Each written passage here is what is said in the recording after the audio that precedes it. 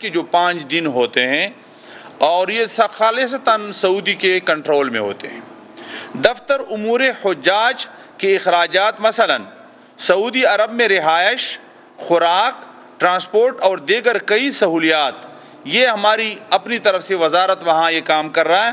وزارت کے پاکستان میں کیے گئے اخراجات مثلاً فضائی کرایہ، ویکسین، ادویات اور حجاج محافظ فنڈ وغیرہ، جو حجاج خدا نہ کرے اگر کوئی شہید ہو جاتے ہیں یا زخمی ہو جاتے ہیں اس کے لیے اس میں سے انتظام ہوتا ہے۔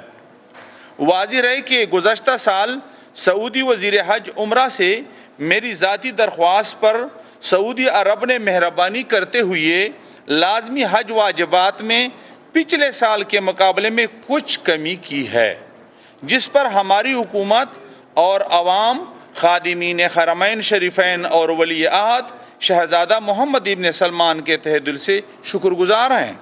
لیکن عالمی سطح پر مہنگائی نے پاکستان کے ساتھ ساتھ سعودی عرب میں بھی سہولیات کی قیمتوں میں اضافہ کیا ہے۔ وہاں بھی یہی صورتحال ہے، مشکلات وہاں بھی ہے کیونکہ ٹیکس بہت زیادہ بڑھ گئے ہیں، اور ایک زمانے میں 5% ٹیکس ہوتا تھا، اب 20% ٹیکس ہے وہاں، یہ تمام ہوٹلوں وغیرہ پہ، بعض جگہوں میں چیزوں پر 18% ہے۔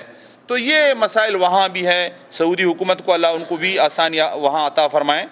اس کے علاوہ پاکستانی روپیہ کی قدر میں گراوٹ سے حج پیکج پر کافی اثر پڑا ہے، کچھ کم 3 لاکھ کا اثر تقریباً اس پر پڑا ہے۔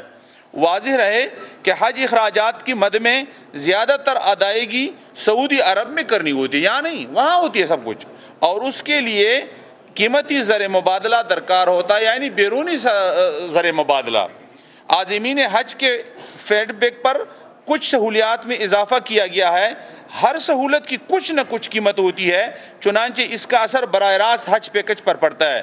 گزشتہ سال ہمارے حجاج کو مشاعر ٹرین کی سہولت دستیاب نہیں تھی، تاہم اس سال الحمدللہ مینا، مزدلفہ اور عرفات میں مشاعر ٹرین کی سہولت لینے میں ہم کامیاب رہے۔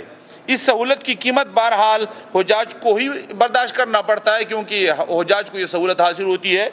گزشتہ سال سعودی عرب نے محدود تعداد میں حج کا انعقاد کروایا تھا، اور ہم طلب اور رسد کے اصول کے تحت، جو کہ دنیا میں یہی اصول ہے، مجموعی طور پر سستی سہولیات لینے میں پچھلے سال ہم کامیاب رہے تھے۔ اس سال تمام ممالک اپنے مکمل کوٹا کے ساتھ حجاج کو سعودی عرب بھجوا رہے ہیں۔ پاکستانی حجاج کو بھی مکمل ملکی کوٹا کے ساتھ یہ سعادت نصیب ہوگی۔ اس لیے تمام ممالک کے مابین اچھی رہائش گاہوں اور بہتر سہولیات کے حصول کی مقابلہ ہے سب کے درمیان، تقریباً 53 ممالک یا اس سے زیادہ، اور نیز مدینہ منورہ میں حرم کی توسیع پروجیکٹ، بلکہ مکہ مکرمہ میں کاکیہ کا سارا علاقہ جو ہے وہ گرا دیا ہے، اور اسی وجہ سے یہ وہاں رہائش کے حوالے سے بہت بڑا پرابلم پیش ہو رہا ہے۔ تو اسی توسیع پروجیکٹ حرمین شریفین کی توسیع پروجیکٹ کے باعث کافی رہائش گاہوں کو خالی کرانے اور گرانے کا سلسلہ شروع ہے۔ ان تمام امور نے سہولیات کی قیمتوں میں مجموعی طور پر اضافہ کیا ہے۔ ان سب عوامل کے باوجود سمندر پار پاکستانیوں کو بیرون ملک کی نسبت پاکستان سے حج کرنا کم قیمت پڑتا ہے۔ یہ عجیب بات ہے۔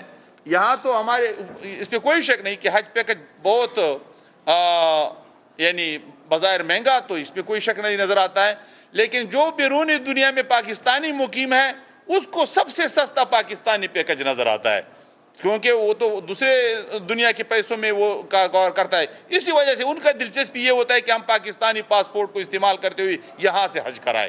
یہ الحمدللہ پاکستان کو یہ شرف حاصل ہے۔ پھر بھی امسال سرکاری حج اسکیم کے اخراجات خطے کے دیگر ممالک مثلا انڈیا، بنگلہ دیش اور افغانستان سے کم ہیں۔ مثلا انڈیا سے حج اخراجات پاکستانی روپیہ کے حساب سے 13.5 لاکھ سے متجاوز ہیں۔ اسی طرح بنگلہ دیش ہے اور افغانستان کی بھی، بہرحال افغانستان کا چونکہ کرایہ نسبتاً کم ہوتا ہے یہ مسئلہ ہوتا ہے، ورنہ وہاں کے حوالے سے الحمدللہ ہم اس سے آگے ہیں اس حوالے سے۔ نیز گزشتہ سال کے حجاج کرام اس بات کے گواہ ہیں کہ پاکستان کی سرکاری حج اسکیم کا معیار مذکورہ ممالک کے حجاج کو میسر سہولیات سے کہیں زیادہ بہتر ہوتا ہے، اور لوگوں نے دیکھا تھا الحمدللہ، اور اس کی گواہی تمام حجاج نے دی تھی کہ پاکستانی وزارت نے الحمدللہ وفاقی وزیر مذہبی امور مفتی عبدالشکور پریس کانفرنس کر رہے ہیں۔ انہوں نے کہا کہ سعودی عرب میں سہولیات میں اضافہ کیا گیا ہے۔ وفاقی کابینہ حج پالیسی 2023 کی منظوری دے۔ پاکستانی روپے کی قدر میں گراوٹ سے بھی حج کے اخراجات پر فرق پڑا ہے۔